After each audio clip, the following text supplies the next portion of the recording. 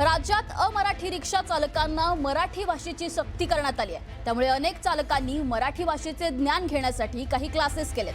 मात्र काही अजूनही मुजोरी करत असून आपण मराठी बोलणार नाही असं म्हणतायत। त्यामुळे मनसेनं आता अमराठी रिक्षा चालकांना बॅनरमधून इशाराच दिलाय।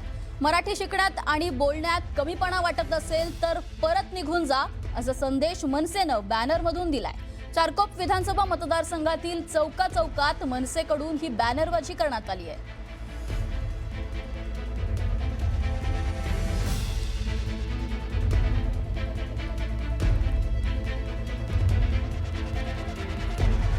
मी सध्या आहे कांदिवलीतील चारकोप विधानसभा इथे।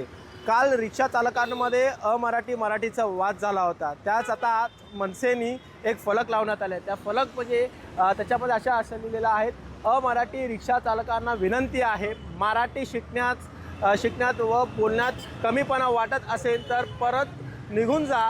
मात्र संप आणि आंदोलन करून मुंबईकरांना वाटीस धरलं तर मनसे गप्प बसणार नाही, हे शेवटचं नम्र विनंती आहे। महाराष्ट्र नवनिर्माण सेना चारकोप विधानसभांकडून हे फलक लावण्यात आलेलं आहे। सध्या मनसैनिक इथे उपस्थित आहेत। आपण पाहिलं तर या उजव्या बाजूला हे रिक्षा स्टँड आहे। या रिक्षा स्टँडकडे हा इशारा देण्यात आला आहे। अजून कांदिवलीतील प्रत्येक चौकात हा बॅनर लावण्यात येणार आहे। या बॅनरच्या माध्यमातून मराठी रिक्षा चालकांना मराठी शिकण्यास आणि मराठी बोलण्याचं आवाहन करण्यात आलेलं आहे।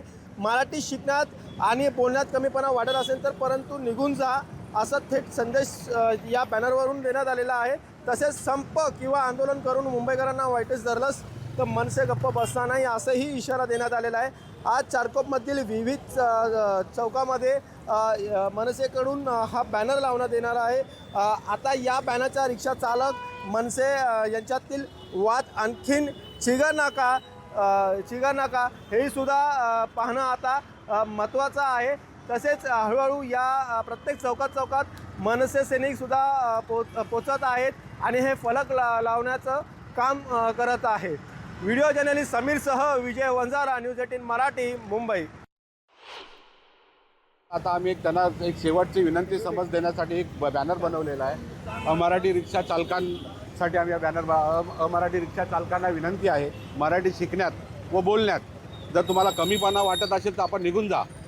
मात्र संप आणि आंदोलन करून मुंबईकरांना वेठीस धरलं तर मनसे गप्प बसणार नाही आता, आणि ही शेवटची विनंती आहे तुम्हाला। असं काही असेल तर माझे सहकारी तिकडे जातील आणि तिथे त्यांना लोकांना रिक्षा चालवायची असेल तर चालवायला लावतील, नाही तर मग आपल्या घरी ठेवा रिक्षा आणि कुठे RTO ऑफिसला जाऊन आंदोलन करा। आम्हाला त्याची काही घेणं देणं नाही, पण सामान्य मुंबईकरांना त्रास द्यायचा नाही।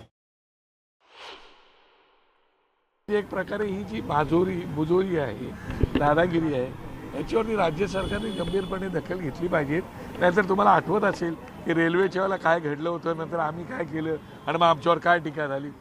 तोच प्रकार गुजरातमध्ये ज्यावेळेला झाला, भले रेल्वेचा नव्हता तर त्याच्याबद्दल कोण बोलत नाही, पण आम्ही जर काय केलं मराठी मुलांसाठी आणि महाराष्ट्रासाठी तर आमच्यावर टीका टिप्पणी होते। त्या बाबतीमध्ये राज्य सरकारने गंभीरपणे दखल घेतली पाहिजे, बाकी आम्ही घेतो दखल।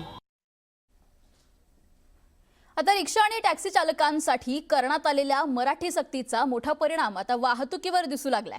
मुंबईतील अमराठी रिक्षा टॅक्सी चालकांमध्ये भीतीचं वातावरण निर्माण झालंय।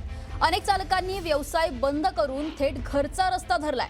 रस्त्यावर असलेल्या चालकांकडून लांब पल्ल्याची भाडी नाकारली जात असल्याची तक्रार येत होत्या आणि रेल्वे स्थानकं, मॉल आणि मुख्य गाड्यांवरील भाडी घेण्यास अनेक ठिकाणी चालक नकार देत आहेत। विशेष करून कांदिवली, बोरिवली, मालाड, लोखंडवाला आणि अंधेरी परिसरात हा परिणाम दिसू लागलाय।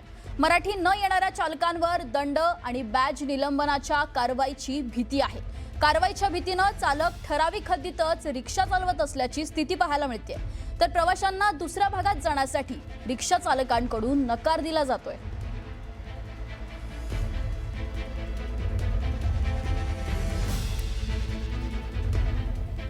आता राज्यात वारंवार होणाऱ्या मराठी अमराठीच्या मुद्द्यावरून वाद होताना दिसतात।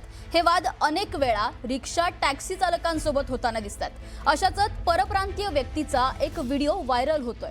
या व्हिडिओत रेल्वेमध्ये प्रवास करणाऱ्या मराठी माणसांना सेवा देऊ नका असं परप्रांतीय व्यक्ती बोलतात। महाराष्ट्रात रिक्षा आणि टॅक्सी चालकांसाठी मराठी सक्ती केल्यामुळे परप्रांतीय रिक्षा टॅक्सी चालकांचं मोठं नुकसान होत असल्याचा दावाही या व्हिडिओतून केला गेलाय।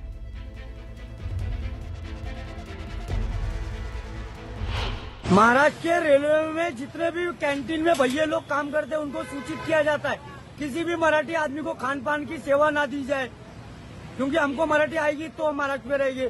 तो रेलवे में तो भैया लोग हैं, तो भैया लोग मराठियों को क्यों नाश्ता पानी कराएंगे भाई? उसको पूछना, तू भोजपुरी बोलेगा तो नाश्ता कराऊंगा बेटा तेरे को, क्या?